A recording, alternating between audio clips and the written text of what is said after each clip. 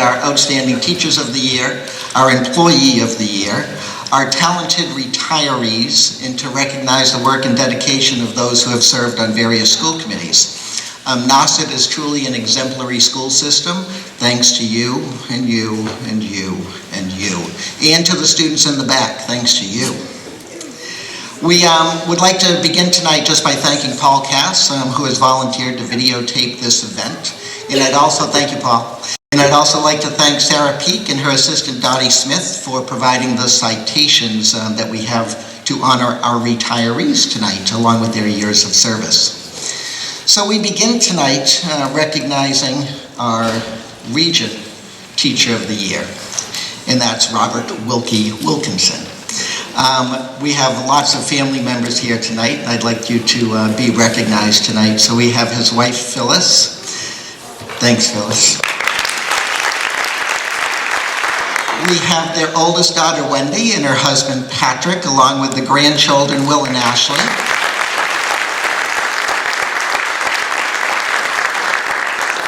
We have Phyllis's brother, Dan, along with his wife, Paula.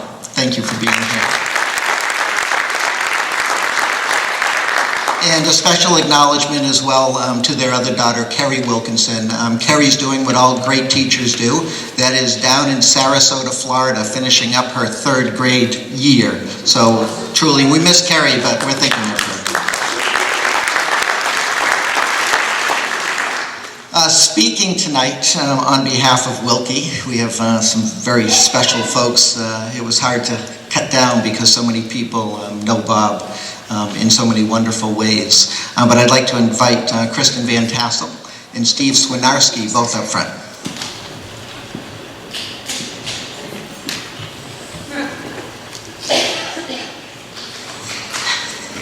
Hi.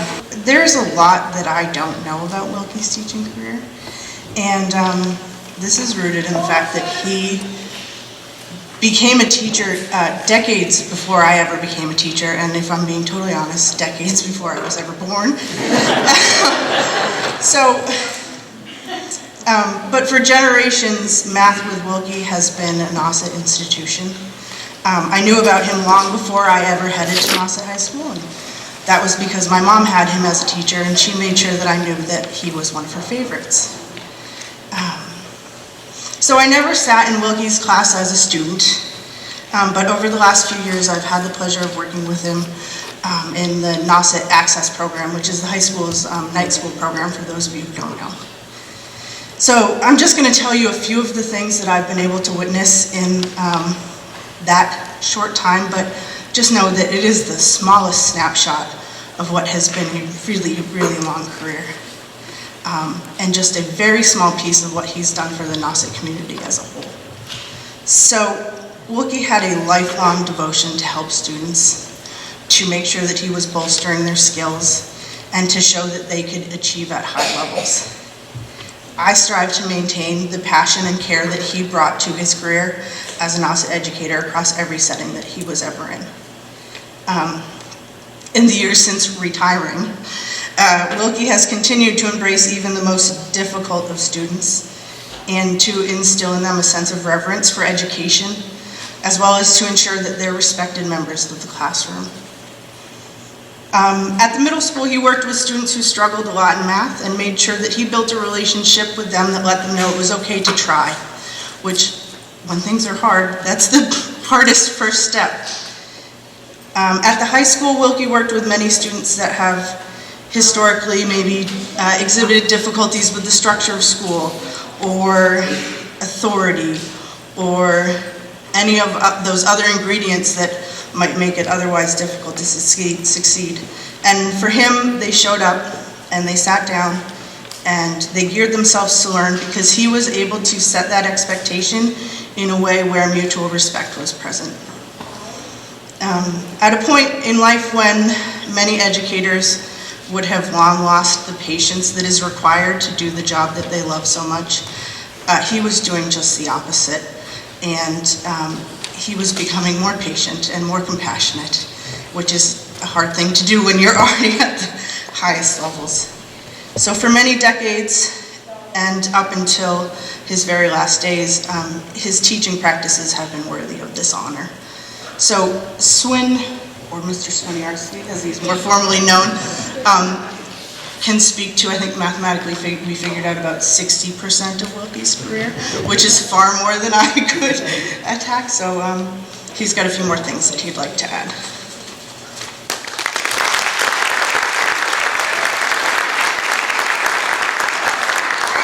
Good evening. I have known Bob for 30 years. I was a journeyman teacher just coming from North Shore community, and there was a position that opened suddenly in August, and he was the first person to greet me down here, gave me a tour of the Nauset campus, told me what Nauset life is like. There's a mystique to this place that it takes some getting used to, but once it's in your heart, you know to love it. He said it that way, and he meant it. And he hired me. I was supposed to just be here for a year. It was a personal maternity, and she never came back, and he gave me another year. And then he gave me another year. And then I got a call from North Shore Community College. I happened to be in his office. And they were offering me a position there. And I turned to Bob and I said, Bob, this is from North Shore Community. I want to know if I work there. And he says, no, you're working here next year. And I said, I'm sorry, I've got a job here. And hung up the phone and then been here ever since because of him. We've worked together, scheduled things together. I'm sure he planned that somehow.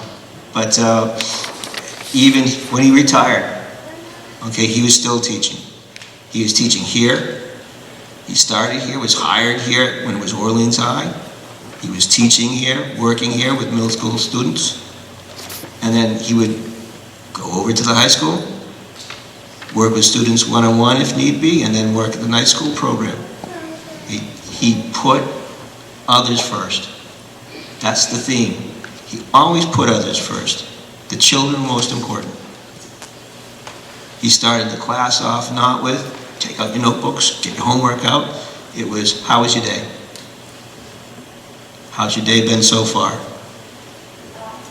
Let's go over the announcements. But it's fifth period, Mr. Wilkinson. You're only supposed to say it first period. No, let's go over the announcements. And he would go through the ones that he thought would touch those students. Try to get them involved. And then he'd go on with his lesson. As a department chair, he made sure others came first. Department chairs have a nice position because they're in control of some of the scheduling. They tend to teach the best courses, and it's true. And there's nothing wrong with that. They've earned that, right? But he didn't do that. He would tell the other teachers, what do you want to teach? Give me a list. I want it by Monday, and I'll make a schedule. And he would make a schedule out of what we requested, and whatever 4 courses were left over, they were his. And that's the way he taught. And I think that's how he became more involved with people who really had to work hard, because the one thing that most of the teachers didn't want to do would teach those kids. And I recognized that so much, he taught me, only pick 4. Leave one open so we can share a course. And that's how we ended up working together for 30 years. And we'd always be sharing a course. So even when he retired, okay, he would take his wife on a week's vacation to the islands, and I'd hear a knock on the door. Sweetie, we're going to Aruba. I need someone to teach my course, just the last day. And then the next year. Sweetie, we're going to Aruba. I need someone to teach the last 2 courses of the week. It was 1 last year, Bob. Well, we gotta catch a flight. Sweetie, you're going to Aruba. Very good. All right? And he asked, but I need you to teach a course for the week. Last year I told him, when he knocked on the door. He said, I got a solution for this. You finish out the week, and I'll take Phil's to Aruba. and we had our laugh on that, and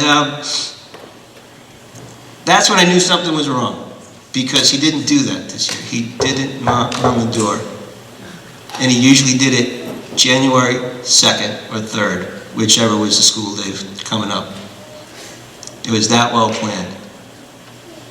January 5th, January ended, and he hadn't knocked on the door. And I thought, never misses this. He hasn't missed it in 25 years. Even when we were teaching together. Swinny, you're going to have to coach the basketball team. The flight leaves on Friday. And so it just never ended.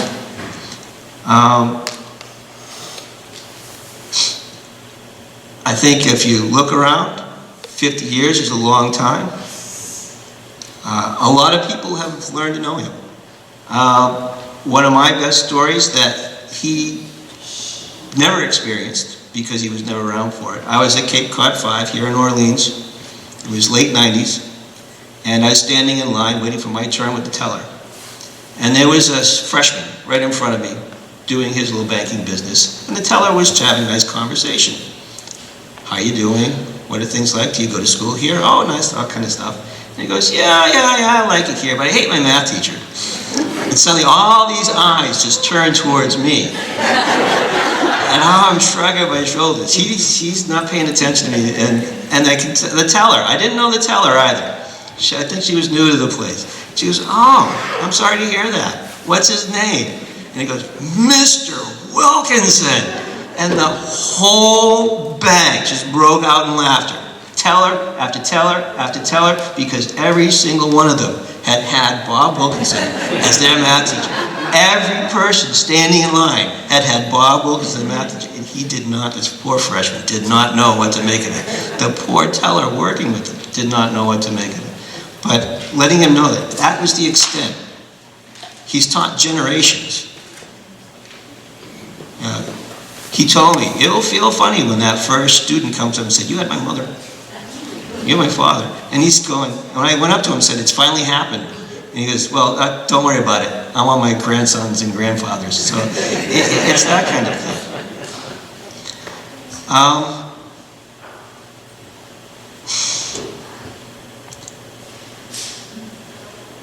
You heard that he has patience, and he does. One person described him that he was a combination, oh, they're doing fine. They're doing fine. A combination of Mr. Chips and Winnie the Pooh. That you would you please open your notebooks and now look at the board. Put your honey away. And I could hear that voice. I can't do it right. But if he had heard that, he'd say, no, I want to be Mark Thackeray. I want to be like Sidney Poitier and To Sir With Love. Okay? Who took a bunch of kids and changed their lives. I don't know how many times during some day when there wasn't something going on that he didn't pull that tape out and play it for his kids. To let them know that there's certain things more important than math, certain skills more important than math, certain principles more important than math, and caring for one another was one of them. And he really got that point across. I think that's why so many people loved him. Not just said, I remember him, yeah, he's a pretty good teacher. They loved him. They always asked, have you ever seen Mr. Wilkinson still? They still ask. Some of his proudest moments, I'm going to just leave the last name out. John, you've come to class. I'm so glad you did. Okay. The unplanned bonding night with the girls' basketball team when they got fogged in Nantucket. And they opened the Jared Coffin House for the girls, and they just had a grand old time. The team that was on the ferry to the Vineyard, and Carly Simon played for them. That was, he was on cloud nine. Oh, guess who I saw? I said, yeah, did you get the autograph on the chest? I I didn't think of that. But that was one of his proudest moments. Conferring on math department awards. Because of the kinds of students he taught, he rarely got to know the kid that was the best of the best. And so he loved it when he found out that Brent Warner was going to be, because Brent Warner was a golf champion, and one of Bob's other passions outside of his family and outside of school was golf. Golf, golf, golf. What are you going to do when you retire, Bob? I'm playing golf. He didn't. Not as much as we thought he was. Okay, but he loved it. He told me, you've got to become a golf coach. Why? Well, the really good ones have their own coach, so you can't coach them. The bad ones, you can tell them whatever you want. They're not going to get any better. And so, all you get to do is play golf. He had a lot of things like that. He told me, be nice to the people most likely to stay on Cape Cod. They're going to be your boss down the road. They get elected, and suddenly you're presented to them. And just in the end, his honest day, Phyllis, was again in the 90s, late 90s. People kept coming up to him and saying, I'm sorry for your loss, Bob.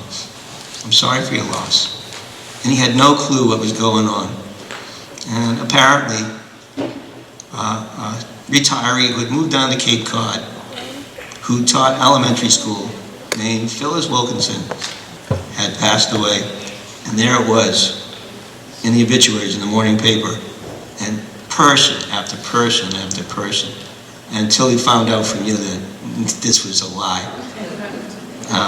He told me that you had taken the day off, that you were sick that day, and your kids were heartbroken because their parents had read that thing, and you had to crawl yourself in.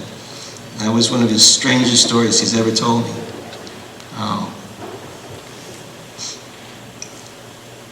It's been quiet in the hallway at night. You could always hear him teaching. 3 days of night school. I'd leave around 5:30 or so.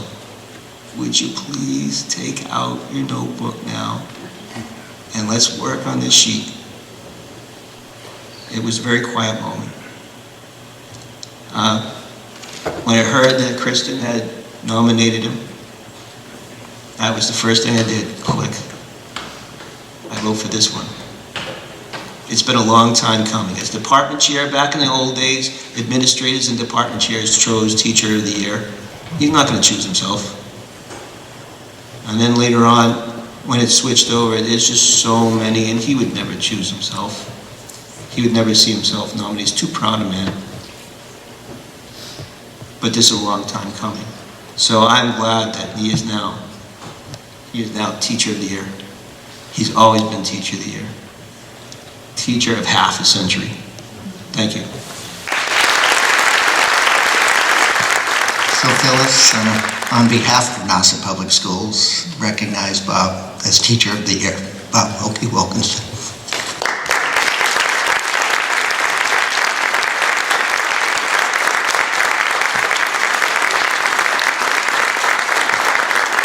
Hello, I'm going to do my best. I have to make a comment about Carly Simon, though. I want you to know, Bob is so proud of the picture that was taken of him and Carly on that ferry, that it definitely was one of his favorites. And I just want to say how proud we all are of Bob, and how wonderful it is to see all you people that have come to honor him, because he deserved every single thing that was said about him. And I'd like to tell you a little story, which I think I will get out.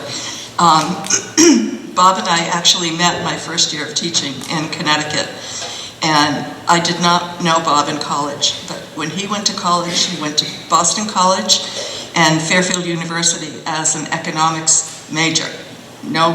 Nothing to do with teaching. It was during the Vietnam War, and Bob graduated in 1963.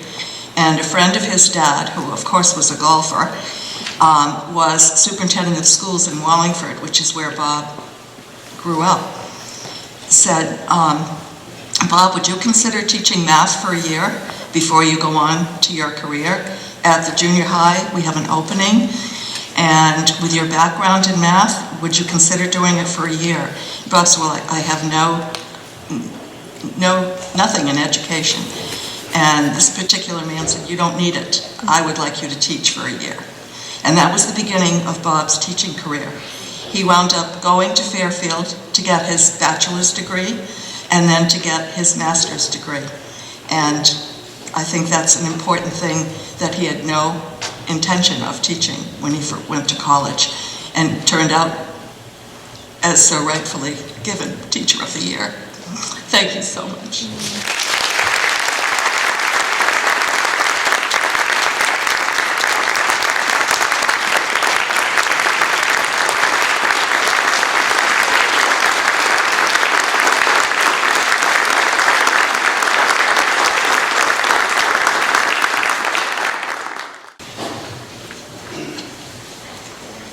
We got the grandchildren. Very excited on together. Ready?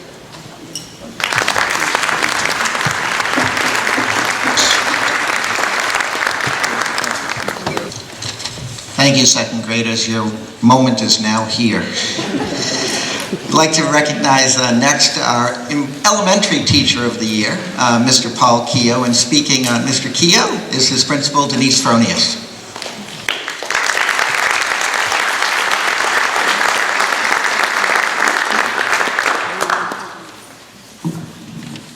Oh, that was a beautiful recognition, so yeah, amazing. I had heard of Bob, but I never really knew him as well as I do now, so yeah, really amazing. Oh, Paul Keogh. Oh, there you are. This is going to be fun, yeah. All right, here we go. Words to describe Paul. Second grade teacher. Musical, and I tried to narrow this down. I worked with Lorene and Sue today. We just could not narrow this list down, so I'm just going to go for it. Positive, enthusiastic, life skills, voyage of the Mimi. Character education, school pride, kind to all. Guitar player, whale expert, Brewster Council on Aging. Motivator, talented singer. Community builder, all school meetings. Grade level meetings, weather bug point person, weather geek, friend of WBZ Channel 4 meteorologist Barry Burbank, Children's Hospital volunteer, guitar player, and entertainer, school songwriter, fundraising walks, friends of famous musicians such as David Roth, Peter Paul, and most especially Mary. Open mic singer, loves licorice and jelly beans and pit cells, and most importantly has a huge sense of family pride. These are just some of the words and ways to describe Mr. Paul Keogh. In other words, everyone loves Mr. Keogh. It is such a huge privilege and honor to honor Paul this evening, celebration of excellence. I would like to recognize and welcome Paul's family in attendance this evening. His brothers, Brian and Scott, sister-in-law, Allison, cousin, Alan, and you guys do that thing up in the air in the boat in the summer, like you hang from the sky. It's amazing. His niece, Bridget, nephews, Andrew and Danny. So welcome. Thank you for being here. Mr. Keogh began his teaching career in Brewster on September 1st, 1990. For the past 27 years, he has taught second grade. I can only imagine the changes he has seen over the years. When I go into Paul's classroom, he is 100, if not more than 100% of the time, completely, actively engaged, working with his students. Never less than that. Using his love for playing guitar and singing, Mr. Keogh teaches academic skills, life skills, and character traits. His students are the beneficiaries of Paul's passion, enthusiasm, and love for teaching. Over the past couple weeks during my end-of-year meetings with teachers, Paul's name has come up in conversation, not something that I've asked about. His name just has surfaced naturally. They describe his collaborative work ethic at the school. For example, Paul uses his prep time to teach kindergarten students our school songs. He takes time to check in with teachers and staff who may be going through a difficult time. He is extremely thoughtful to send a card. He always arrives a little early. Now, this was amazing to me. He always arrives early to pick up his students at special so that he can connect with the special area teacher. And he does this for the purpose of showing genuine interest in what the student did during the special. Now, that's enormous in this day of, prep time and all of this, that he gets to the special, checks in, and really asks, what did they do, and kind of connects with the teacher and the students, and then brings that learning back to the classroom. So I'd like to share some comments about Mr. Kehoe from some of his students and their parents. One parent shared how her son came off the bus so excited the day Mr. Kehoe told the class about his Teacher of the Year award. This student, he was bursting in pride for him. She said, Mr. Kehoe is the kind of teacher that inspires, builds confidence, makes strong connections, and provides a creative and fun learning environment. He is an amazing teacher. Her son actually said, Mr. Kehoe really did make this place our home, which are the words from a song that he taught the students from the beginning of the year. From a student, Mr. Kehoe is very enthusiastic about making people happy and learning. From this particular student's parents, Mr. Kehoe has made our daughter more comfortable and confident in school, which creates a great learning environment. Mr. Kehoe's music also makes school fun and has inspired our daughter to take ukulele lessons. He uses every possible chance to boost her self-esteem and allows his students to shine. We have been so fortunate to have him for our child's teacher. From another student, Mr. Kehoe is kind, caring, fun, good, nice, and wonderful teacher. A parent said, we feel so fortunate that our daughter had Paul as her teacher this year. We see his influence on her on a daily basis as a student, a person, and musician. His passion for his profession makes learning ongoing and fun for his students. And finally, from a parent, Mr. Kehoe's creativity in all things stands out for me. It goes far beyond event, music, but to be flexible. For example, when I couldn't make it to our conference, Mr. Kehoe and my husband conference called me. His fearless and enthusiasm in adopting new technology helped me stay connected to our son's progress. He is most deserving to be honored as Teacher of the Year. In closing, I want to thank you, Paul, for the work you do every day for your students and the entire Stony Brook community. Your classroom climate is welcoming, respectful, and always student-centered. It has been a privilege to work with you for the past 12 years. Congratulations on being chosen this year's Nauset Public Schools Elementary Teacher of the Year. I'm so proud of you.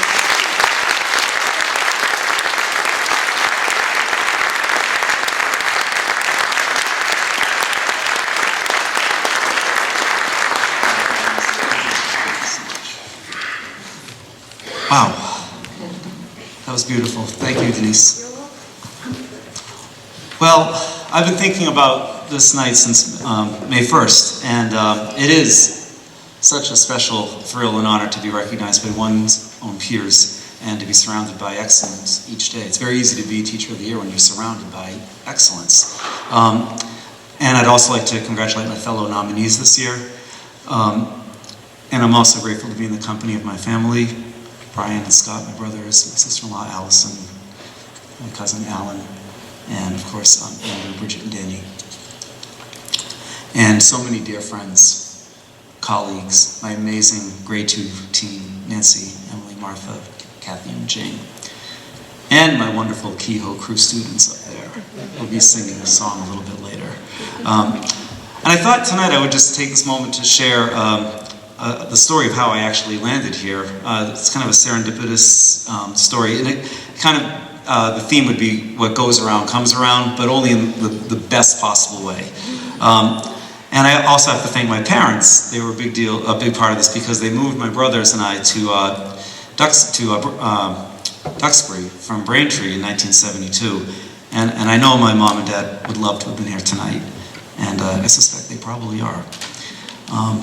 But that move to Duxbury created many wonderful things for the family. And the one part that I want to specifically talk about tonight is that it connected my life with the life of Dick Bridgewood, who is here tonight with his wife Diane. I'm so happy you're here.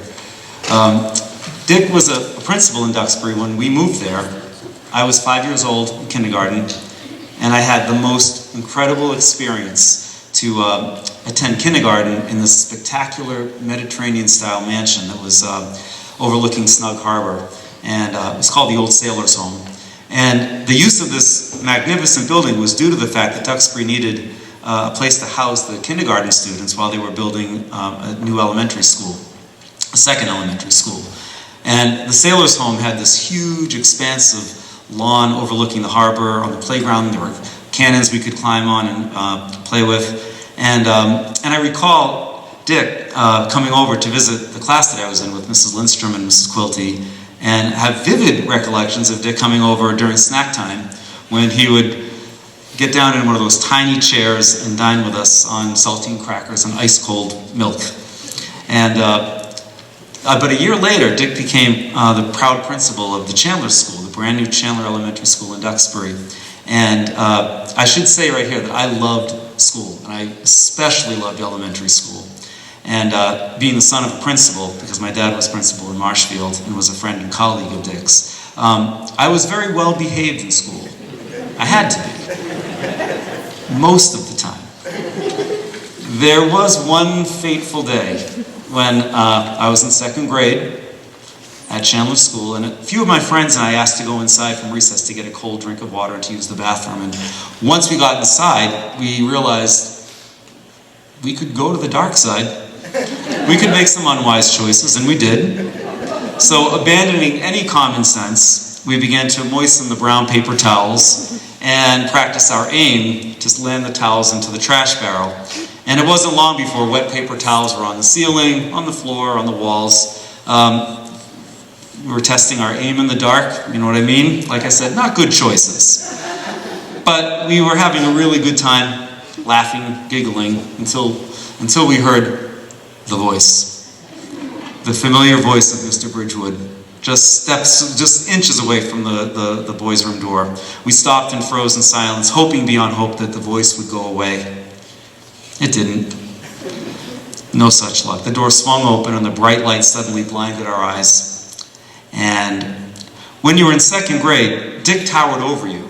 All I saw were his shiny black shoes and his belt.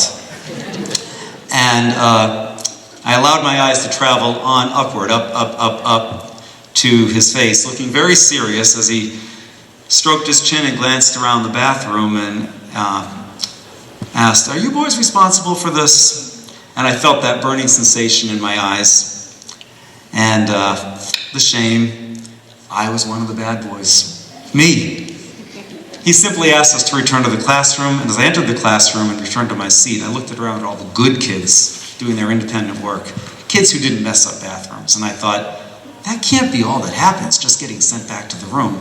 And sure enough, about 10 minutes later, the custodian, Mr. LeCain, arrived at the door and asked for his 4 custodians. We were marched back to that bathroom, and we cleaned the bathroom from stem to stern. And we had our names entered in the black book. Poor behavior. Up until that moment, I'd only been in the blue book. Exemplary behavior. What had happened? And then that evening at home, while I was doing my reading homework, I heard the phone ring, heard my mom answer it. My dad was at a meeting that night, so he wasn't home, thank goodness. And all I heard was my mother's end of the conversation. "Hello, Mr. Bridgewood." "Oh, he did he? Well, thank you for the call, and we will speak to him about this." And as I look back on that memory, I have to feel a sense of gratitude for how it was handled, because Dick provided me with one of my first lessons in learning that we are responsible for our actions. And we need to practice common sense when making choices. So what goes around comes around. And we fast forward up to 1990, and as a college student, I was able to return to Chandler School to complete some classroom observations and projects for curriculum courses. And I began volunteering at Chandler on a regular basis, and found myself at a camping trip with the 5th grade for a 3-day, 2-night visit to Camp Squanto in Plymouth. And my kindergarten teacher was on that trip, as many other teachers that were hired by Dick as well. And I had just graduated from Stonehill College, and people asked, what are you going to do next year? And I said, well, I'll go wherever there's a job. And Mrs. Lindstrom piped up and said, you know, Dick Bridgewood has a beautiful school on Cape Cod in Brewster. So upon returning from camp, I called Brewster Elementary School from Chandler School, and Dick was delighted to hear a former student and mentioned that he had 2 grade 2 positions to fill, and he invited me to come down to see his school and have an interview. And when I arrived, I was very excited because I hadn't seen Dick since he had left Duxbury in 1975. And so I arrived, we took a tour, I fell in love with the building, and you could sense Dick's pride in the school as he gave me the tour. And we settled into his office, had a nice conversation, nice interview. I shared my portfolio, I asked about the grade 2 curriculum, but in the back of my head, as we were talking, I kept thinking, does he remember the bathroom incident? So long ago? So as I stood to leave, we shook hands and he opened the office door and Dick put his hand on my shoulder, and with a twinkle in his eye, as if reading my mind, he said, you know, Paul, I do remember. So I figured this was my first and last trip to Brewster Elementary School. But fortunately, a week later, Dick called and asked me if I would like to join his team and teach at his school. I was filling the position TBA 2, and in the next few weeks I met TBA 1, Kathy Brooks, now Kathy Hannon, and instantly we became lifelong friends. And we both were so excited and grateful to be starting our teaching adventure and welcomed into the Brewster Elementary School family. So, and here we are 27 years later. As I reflect on my classroom life, there are things I truly love about teaching. I'm sure a lot of them are the same things that you enjoy too, my colleagues here. I love seeing my students make connections, right? Taking 2 seemingly unrelated concepts and finding a way to link them. I love reading aloud to children and sharing some of my favorite stories and the collective "no" when the chapter ends on a great cliffhanger. I love seeing them react when they recognize language skills we're teaching that are embedded into the stories. I love using the weather bug and our school weather station to connect weather with my math. I am a weather geek. And to connect the weather to math and science and writing. And hearing kids use terms like cold front and barometric pressure and cumulonimbus and wind chill as if they're high frequency words. That thrills me. To have Barry Burbank come and visit my students. And a big shout out to Denise Feronius for bringing Weatherbug to our school, because it's become such an integral part of my teaching. I love sharing the voyage of the Mimi with my students. I run into students that had me years ago and they ask, do you still show the Mimi? Of course I do. I plan to continue that. I love being part of the character education team with Denise and Dr. DeRogers and Lou Andijar, and organizing grade level meetings focusing on various character traits, sharing the songs and the poems and the skits. I love introducing units with personal stories from my childhood to explain why kids need to know this. In the case of the money unit, the time my brother Brian tried to trade his nickel for my dime while apple bobbing at a Halloween party, convincing me that the nickel was better because it was bigger. You don't want that to happen to you. You need to know your money. I love hearing my father's phrases leap out of my mouth when I least expect it. Bing, bang, bong. Breaking down any classroom task into 3 basic steps, prefaced by bing, bang, bong. And the school days are fast-paced, busy, and at times it feels like a perpetual game of beat the clock, but it's rewarding beyond words. And I think it's so important for educators to remember to take care of themselves and to maintain balance in their lives, work hard, but provide oneself with time to nurture and rejuvenate. Go see that play, read that book, Allow yourself to take advantage of living here on Cape Cod. See a moonrise, a sunset, explore the National Seashore, and share those experiences with the students. They love to know what our passions are beyond the classroom walls. So, speaking of things I like to share, I love to sing and share songs and incorporate music into my classroom instruction. And 2 years ago I wrote a song with the inspiration from a student who said, "I like school, I hate to miss it." And so I went home and took that line and built a song for our school called Stony Brook. That's the name of my school. And I'd like to invite the Keo crew to come on down, and we're going to share that song with you. And I'm going to get my guitar. And I have to say thanks again, because I'm deeply, deeply grateful for this honor and recognition. Thank you.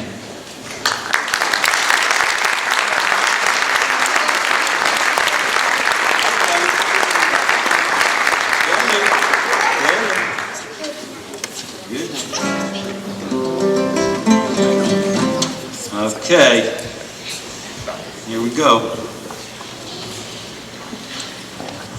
Here comes Gabe. I'm going to tune up, okay?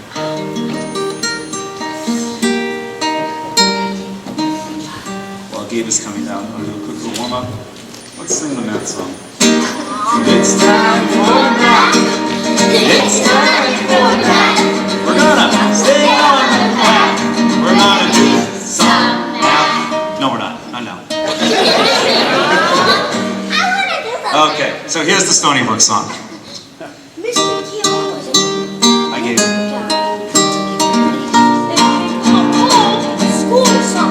Well, I like school, I can't resist it. It's so fun, I hate to miss it. I feel happy when I do the right thing. It makes me feel like I want to sing. Here we go. Stony Brook, that's the name of my school. Stony Brook, and I think it's cool. Stony Brook, that's the name of my school. Stony Brook, and I think it's cool. Here comes the weather geek part. Sometimes the weather is sunny and bright. The winds may blow with all their might. Sometimes the snow and lots of ice. But here at Stony Brook we choose to be nice. Oh, Stony Brook, that's the name of my school. Stony Brook, and I think it's cool. Stony Brook, that's the name of my school. Stony Brook, and I think it's cool. Trying my best in class each day. Using my effort is the Stony Brook way. Building a happy future for me. Learning with my friends here by the sea. Here we go. Stony Brook, that's the name of my school. Stony Brook, and I think it's cool. Stony Brook, that's the name of my school. Stony Brook, and I think it's cool.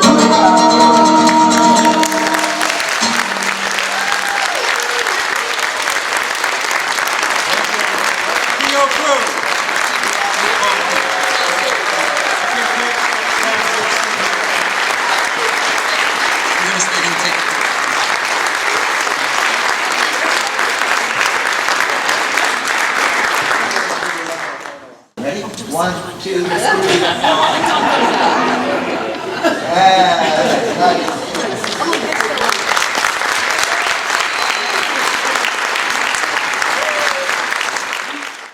Haven't had this much activity in quite some time. And talk about the kids coming first. Paul, thank you for sharing that, and thank you for having the kids part of it. Fantastic. Our next recognition tonight is for our Employee of the Year. Mr. Conrad used to say that he never knew what central office did. In fact, he was highly convinced that we did nothing. He was highly convinced. They really didn't need half of us down there. I think that opinion's changed in the last 2 years, because now he can't say enough about what central office does. And certainly he's a leader of that crew, but among our very best is Susan Wallen, who's our Employee of the Year. And speaking on behalf of Susan Wallen is a close friend and colleague, Laura Hansen.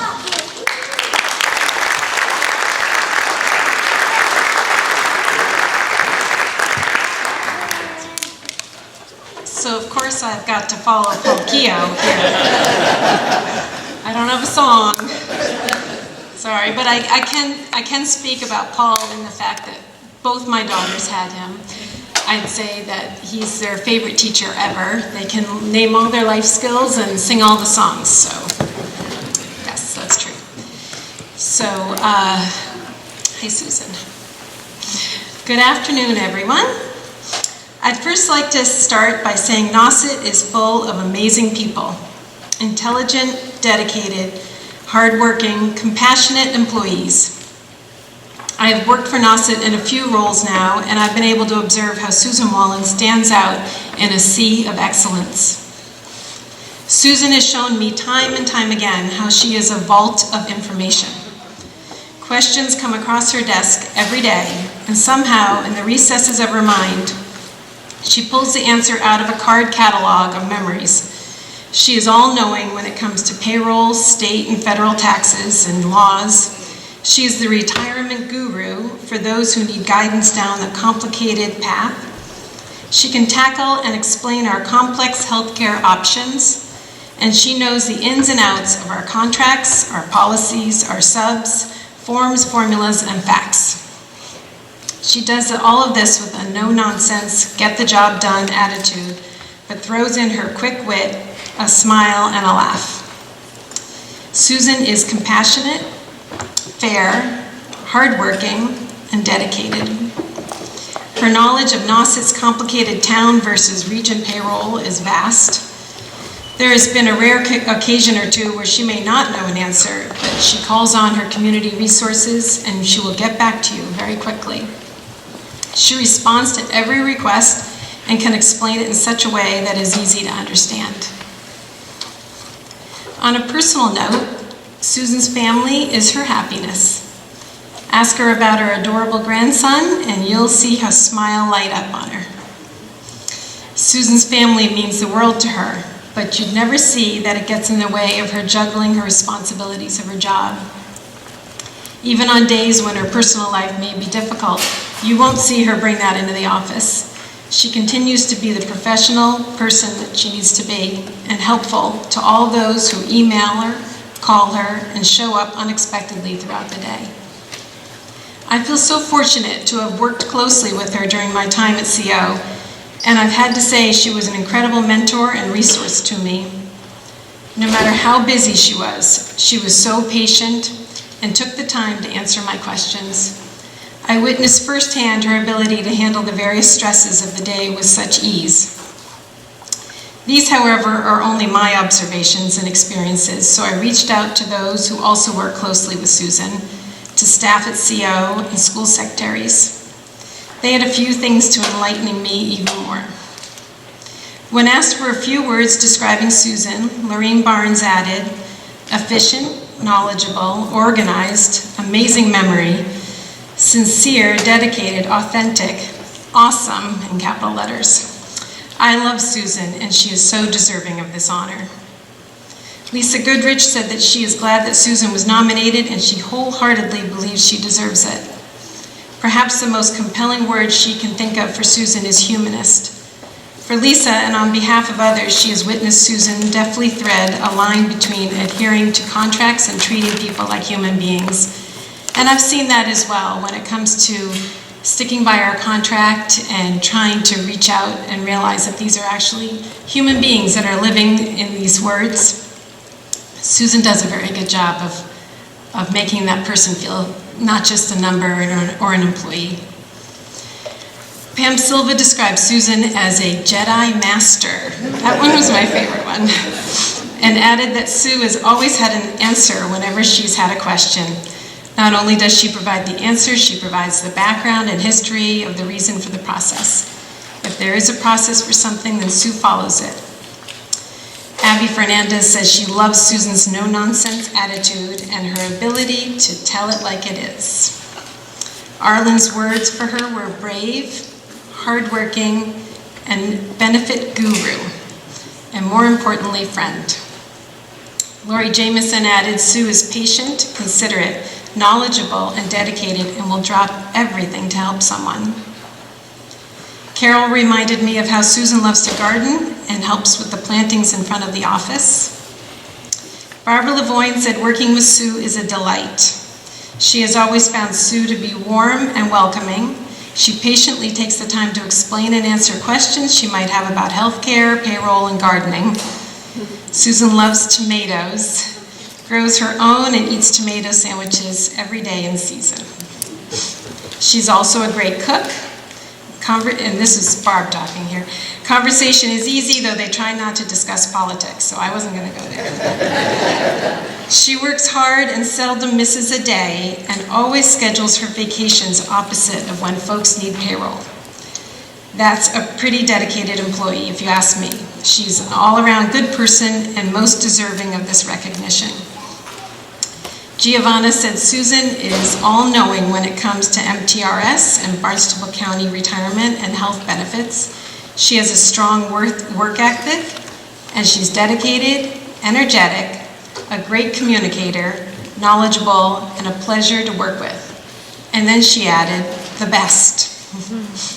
In summary, I feel so fortunate to have Susan in the incredible, important role, yet sometimes underappreciated role of payroll. Most Nauset staff and substitutes have no idea all that goes into their paycheck and benefits week after week. But more importantly, I feel lucky to have worked so closely with Susan and can call her a friend. Someday, when Susan is able to use her own expertise at her own retirement, Nauset will have some enormous shoes to fill.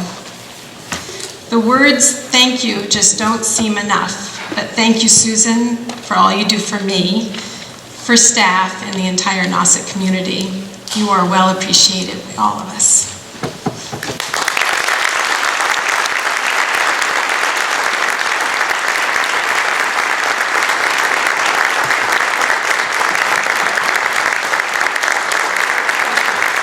Just want to say one more thing. I asked all those people to give me some words for Susan, and I put together a little wordle from all of that.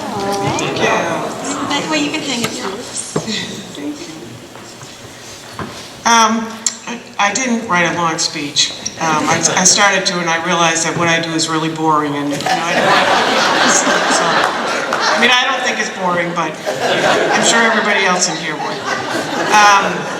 So I do have to say that I'm very honored to be here in the company with Paul Keogh and Bob Wilkinson, who was just a fabulous, fabulous man, and I had lots of interaction with them.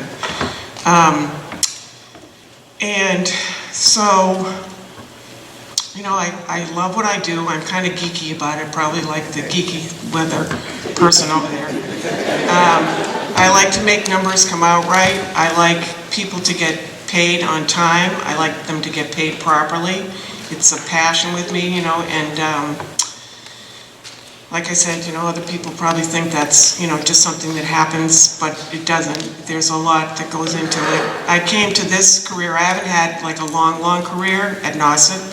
I came to this career in Nauset, although I have extensive, background in payroll and benefits and business management. And I kind of came to it in the downturn. In 2008, I lost my other job because I got laid off, and so here was this job, and I really wasn't sure, I wanted it. As a matter of fact, after 2 days, I was like, what did I do? Because this is a very difficult district. I mean, we have region, and then we have the towns, and I was like, what? I don't get it. I don't take care of everybody. Well, I do take care of everybody, and all of the town clerks and payroll people constantly tell me I take care of everybody. They say, if you have a question, you need to go to her because she takes care of you. So, that said, I bring people into Nauset. I work with getting them on board and their benefits and acclimated and new hires, and and then I take people out at the end, where I retire people as well. So, and I try to do that, especially I love my retirees, and I say that all the time because my retiring is a very difficult thing, especially from teaching, I think, because people have been in it for so long, that's what they do. But a lot of them don't really pay attention to the other part. And so that's kind of what I'm here for. And I just want to make sure they have a nice, smooth, ride into the sunset with not a lot of worries. So, and that's kind of like all I have to say.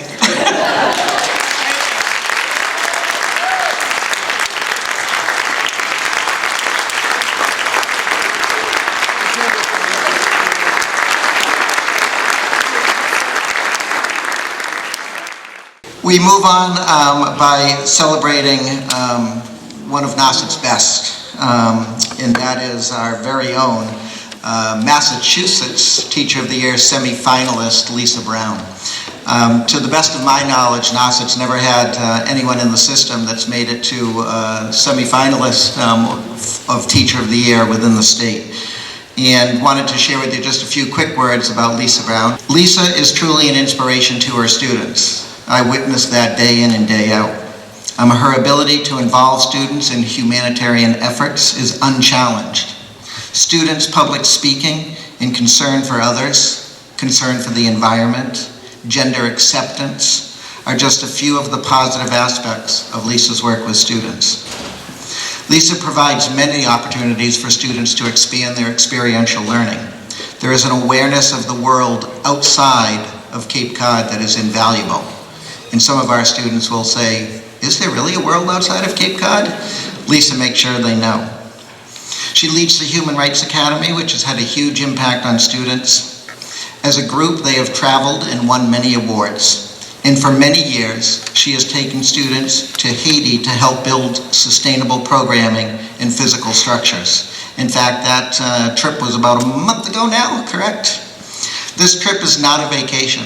The students work hard and forge lifelong relationships in a third world country environment. In fact, Lisa just shared with me that she's waiting for her retirement until students that she brought back from Haiti, current 7th graders, make it to 12th grade and graduate. So you can track her retirement over that time. This truly is a real challenge in terms of doing that work and an eye-opener that is embraced by students. It is a life-changing experience. Lisa is caring, empathetic, approachable, and a true asset to the Nauset community. I recently participated in Lisa's Cross the Line activity with her class and with Miss Smith's English class. And she has the remarkable ability to make all students and an occasional administrator feel accepted, feel understood, feel empowered, and feel as if they can and will make a difference in the world. It's easy to understand why Lisa Brown was chosen as a semi-finalist for Massachusetts Teacher of the Year. Congratulations, Lisa.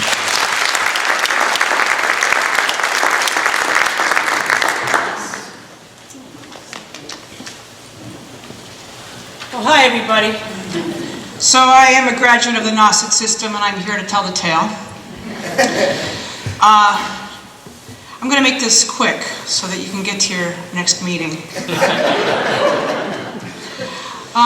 Usually I just stand up here and do things right off the cuff, but I'm not going to do that tonight. What I am going to do instead is I'm going to read one of the essays that I wrote that qualified me as a semi-finalist. One of the most important things that needs to happen in our public school systems today, first is to keep them public, and second is to include everybody, and third is to do this. Teaching is all about authenticity, empowerment, and building relationships. Regardless of subject, to be an effective teacher, one must first love what they teach, then translate that love of learning to their students. Fostering meaningful mode of inquiry, creating experiential learning opportunities, stimulating higher order thinking, and making connections to a holistic worldview are critical components to the successful 21st century learner. Helping students recognize their value as global citizens by integrating them into a world of which they are a part is the responsibility of all educators, whether it is through the lens of social sciences, mathematics, language, or the arts. Kids today need to understand why they are learning what they learn, how to use that knowledge in their lives, and to what purpose. They need to know how to affect real change in their school and community.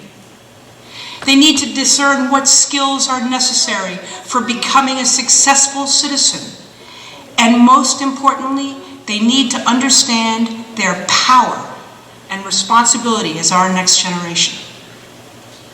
Our job is to motivate these kids to transcend the mundane through self-awareness and self-efficacy, to utilize their academic and social emotional tools for bettering the world that they will inherit. All these educational aspirations are fruitless unless students know how to navigate the social, emotional challenges they face and prioritize what is truly meaningful to them in becoming more thoughtful and committed learners and participants in our democracy. Discerning fact from fiction in an exponentially increasing information age, and succumbing to a paralysis brought on by mind-numbing social media are very real challenges our students face. Teenagers need to know how to effectively manage conflict. They need to recognize, identify, and reflect on their morals, their values, and their ethics in relation to their behavior, their actions. They need to be exposed to a variety of diversity in order to function skillfully in a society that still struggles with fairness and equity. To navigate these challenges, they need tools that connect their academics to their real-world experiences so that their education actually makes sense to them. We need to fortify our kids with applicable math and science skills to tackle the world's complex environmental, technical, and space exploration conundrums. We need to provide frank and uncensored view of history in order to foster the foresight, courage, and wisdom not to repeat mistakes. We need to teach the rich and awesome power of language and effective communication in order to foster deeper understanding amongst our societies. Appreciation of the arts is paramount in creating culture and honoring human complexity and expression. We at Nauset do this really, really well. We as educators must, in due diligence, actively and creatively teach the social, emotional skill sets that help connect kids to their inner and outer worlds.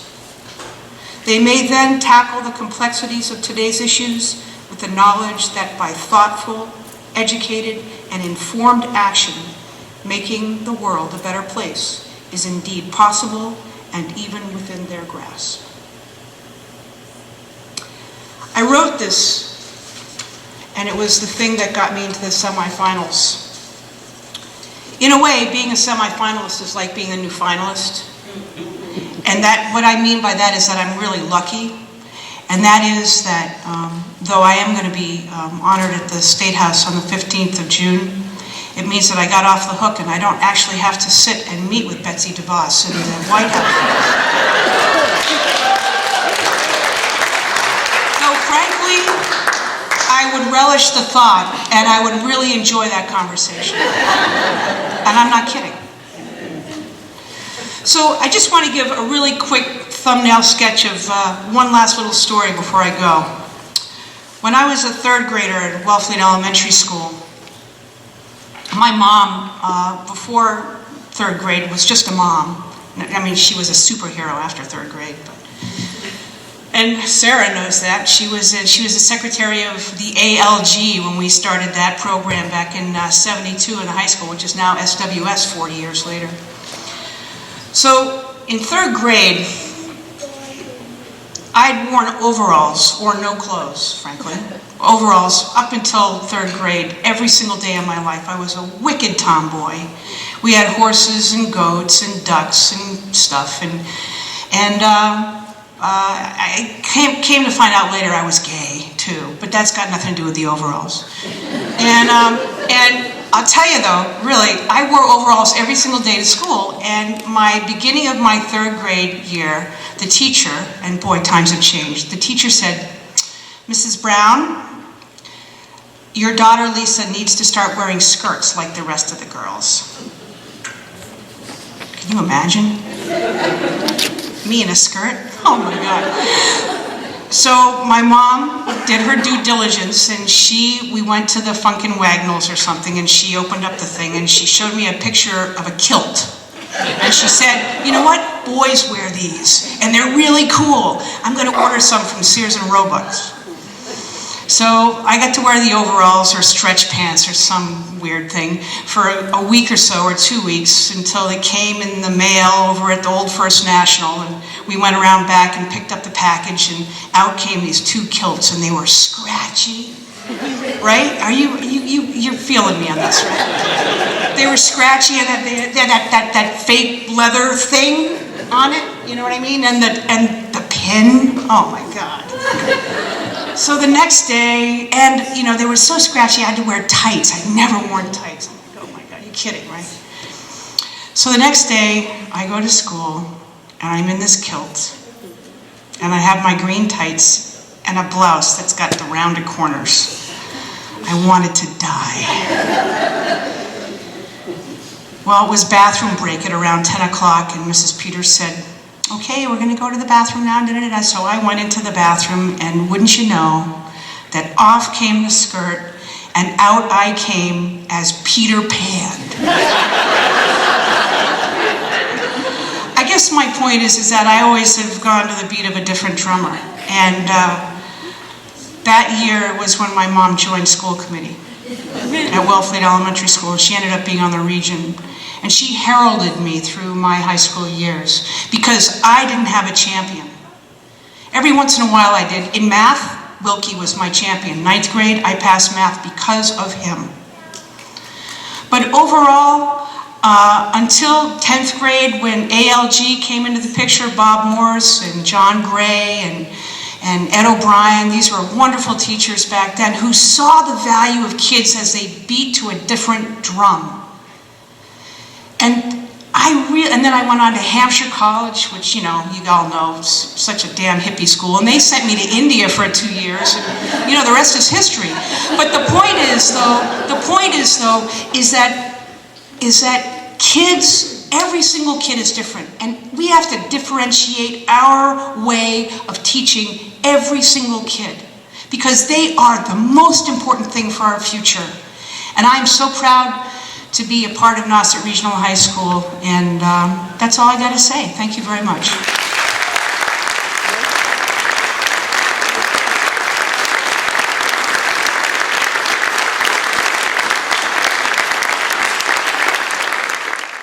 I'd like to invite up Tom Conrad to recognize those school committee members who have finished out their terms.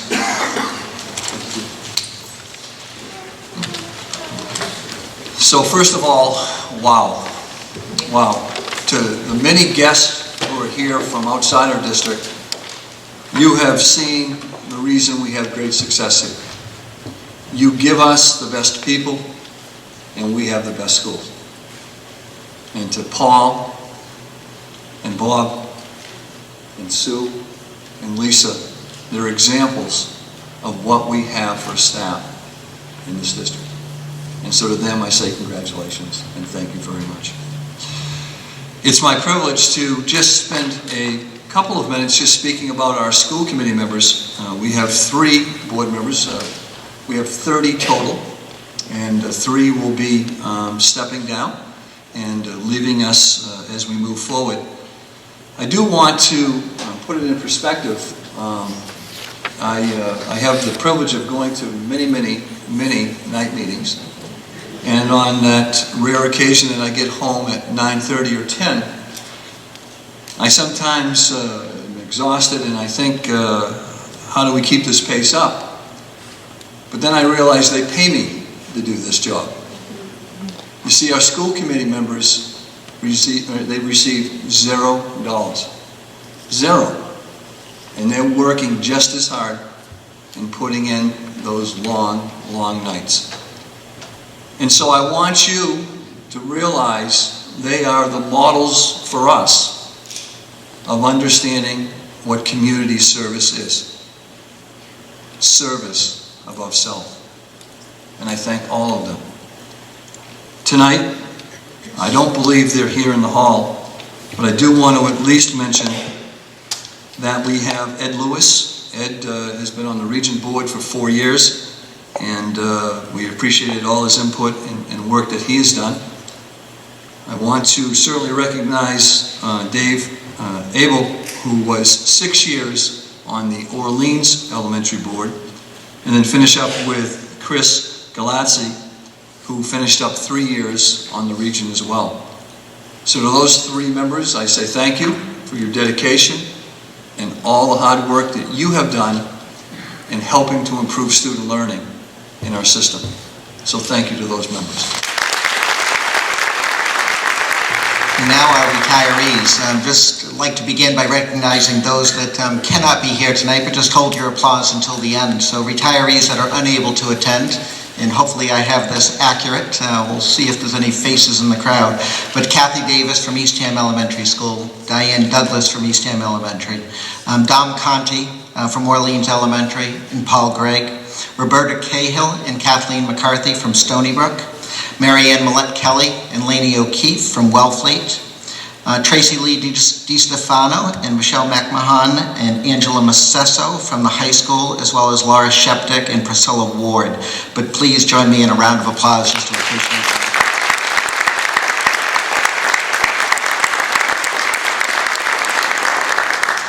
Now we get those that were able to come, and we'll invite Mr. Conrad up, who will be presenting you very proudly and very well-deserved certificates of recognition from the state of Massachusetts as well for your years of service. But Karen Welch, the face of Eddy Elementary School, after 23 years, you've earned the retirement. So Karen Welch, come on down.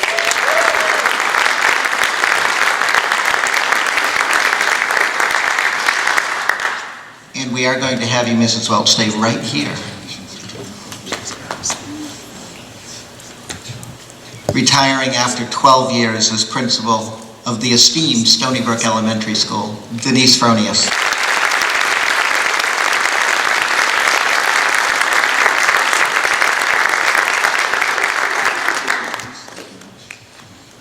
Amazing when we get into the years, also from Stony Brook Elementary School. I'm looking for your face in the crowd, Nancy. Can I find you fast? Oh, there you are. 32 years as a second grade teacher at Stony Brook, and 4 years beyond that, Nancy, if I get that right? Congratulations.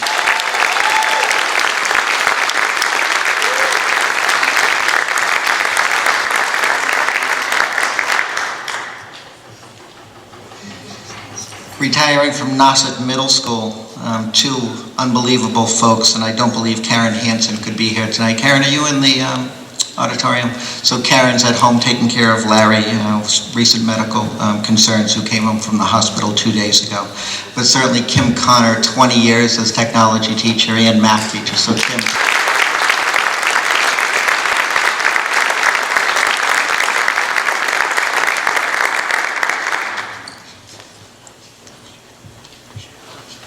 All right, now I was checking in with our high school retirees tonight, and I know I got this wrong, Lise and Jody, but we'll start Lise. Lise Nielsen. Now, my number here says 37 years, so congratulations as the most senior person of years in the district.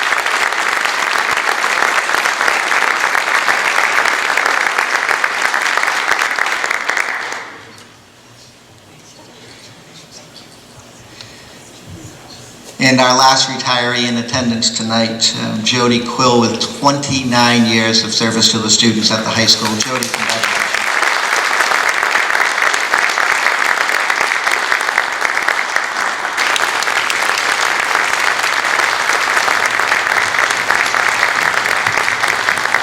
Truly, those of you who have been in the district, who are in the district. You are the reason Nauset is exemplary. Our retirees are the reason Nauset is an exemplary school system, and we could not be where we are without the efforts of those of you in this auditorium. So thank you to our retirees, thank you to those who are here, and thank you to the school committee members.